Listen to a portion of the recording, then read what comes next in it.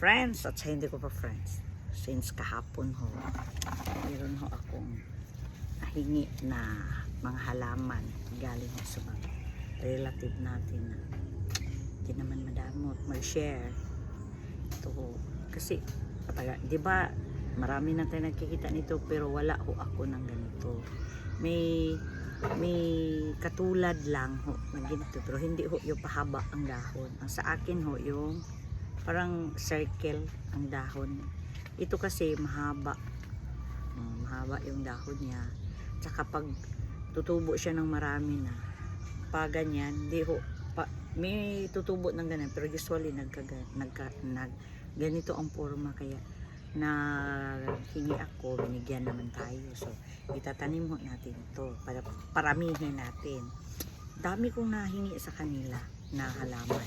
Saka yung naipakita ko na upload ko na reels tungkol sa mga ganito na yung medyo may kulot-kulot. Katulad lang din siya. Pero magkatulad sila ng San Francisco, ano ba tawag nito? Pero ito ho kasi din, pahaba ho ang dahon. Yung nakapakita ko sa reels ko is yung mga maliliit na curl, diba? Ito naka-curl siya pero hindi ko masyado. Pero iwan ko lang din kung tataba to at magiging ganoon rin ba. Titingnan lang natin na sana po talaga magkaganon kasi maganda siya.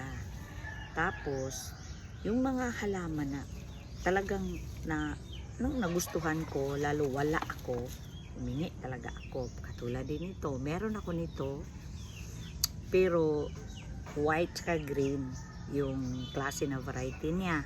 Ito ano siya green lang, tapos pag magtagal na siya merong dot lang dito, kaya humingi din ako, wala kasi din ako nito. Kaya lahat ho ng mga nakikita ko na wala ako, humingi din ako, kahit ho sabihin na luma na yung klase ng mga halaman, basta sa akin pag maganda ho yan, lalo na ho kasi ang iba pag tinitingnan hindi ho maganda yung halaman na hindi ho last, hindi ho maganda ang tubo, akala din nila hindi na maganda ang halaman. Hindi po, mayroong mga halaman na sa tingin nyo, makikita nyo hindi maganda, pero pag maalagaan nyo, maglalast na yan. Tama ho yung pag-alaga talaga, maganda ho ang kalalabasan kahit ho ordinaryo lang yan, diba? Okay. Di naman kasi tayo katulad din ng iba, yung mga malalaki na talaga ng mga plantation ng mga, like for example, yung mga sealer ng mga plants, yung mga ganyan. Kasi meron silang mga ginagamit na mga pataba o kung ano man yung mga ginagamit nila.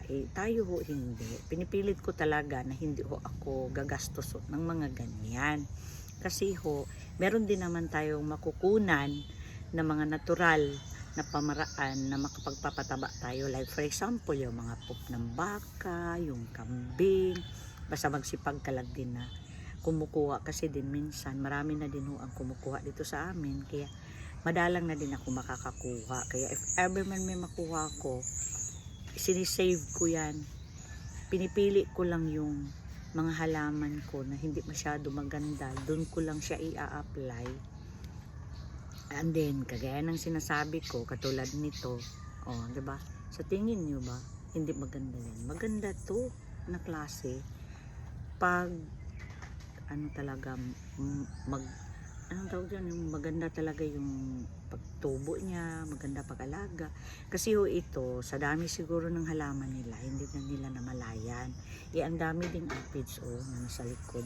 Kasi, ang pag-aalaga kasi din ng mga halaman, kagaya lang din ng nag-aalaga ka ng hayop, yung mga ganyan, yung mga pets nyo na pinapansin nyo, bawat mali, bawat like for example, dun ka sa aso na pet mo, diba, babantayan mo kung may mga pulgas, may mga, ano bang tawag yan, mga insects na sa mga balat nila, sa mga, diba, papansinin mo kung nananamlay ba, ganun lang din po ang halaman.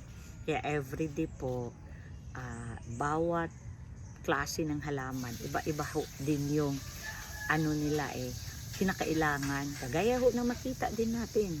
Yung nag-tutorial na ganito gawin nyo, ganyan-ganyan. Sa akin kasi experience lang talaga. Maganda din yung manonood ka ng mga nag-tutor sa atin na nag-i-info o nag-share sa atin yung mga kaalaman din nila, pero mas maigi din po na marunong ho tayo maghanap ng sarili nating pamamaraan kung paano din natin paano natin ma-enhance din yung pag-aalaga natin sa bawat halaman na itinatanim natin. And marunong ka din mag-observe sa bawat halaman. Kasi iba-iba ang aglumina, iba, ang mga philodendron, iba, yung mga bougainville, iba, yung orchids, iba. Iba-iba din yan Iba-iba ang klase ng pagpaalaga. Ang common lang nila is yung marunong ka lang magpansin kung ano hong kakulangan na meron ang bawat halaman. Yun din. Kaya, after ko ito matanim, after mga ilang weeks siguro, magaganda na itong mga to. Kaya marami din kasi silang klase. Maraming klase. Kaya salamat po talaga sa pamangkin ko na nagbigay sa akin. Alam nyo ba na kinuha ko talaga to. Pinagtawanan nila nga ako, ay nagnanakaw. Ako lang ang magnanakaw na ang may-ari nandyan. Para-paraan. Kaya yun lang ang isi-share ko sa inyo na sana po talaga meron kayong natutunan. Hindi man ako marunong masyado, hindi ako eksperto. Pero sa tagal ko na din na naghahalaman po, hindi man maganda lahat ng halaman ko, di din mamahalin. Pero wala kasi sa uri ng halaman yan, kundi sa pag-aalaga, mabibigyan ka din ng magandang resulta po. Kaya, yun lang po. Good morning and have a blessed day ahead. Bye!